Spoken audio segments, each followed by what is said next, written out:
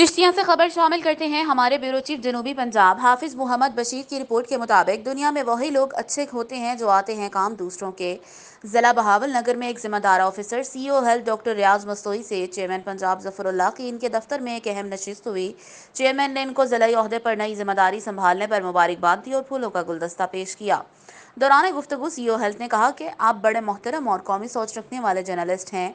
तमाम सहाफ़ी मेरे लिए काबिल एहतराम हैं। मज़ीद चेयरमैन पंजाब की निशानदही पर बहावल नगर के मेडिकल स्टोर्स, मुनशियात की अद्वियात और गैर रजिस्टर्ड कंपनियों की दवाइयाँ खुलेआम और महंगे दामों फरोख्त हो रही हैं, इसके साथ दबाव किया जाना चाहिए।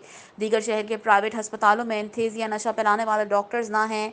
हस्पताल मालिकान की इस मुजरिमाना गफलत से हमारे अक्सर बच्चे, औरतें और बुजुर्ग मरीज अस्पतालों में दम तोड़ रहे हैं और मुतादिद अमवात हो चुकी हैं। इस मसले का फौरी सद्देबाब किया जाए। ज़िले के अंदर तमाम तहसील ड्रग इंस्पेक्टर्स अपना खसूसी किरदार और फरीज़ा निभाएं। डॉक्टर रियाज अहमद सीईओ हेल्थ ने इन तमाम कौमी अमूर के बारे में मुतालिका अफसरान को लेटर लिख दिया है। उन्होंने कहा कि करप्शन पर ज़ीरो टॉलरेंस है और मेरा तमाम सेहत अमला अवाम की खिदमत पर यकीन रखता है।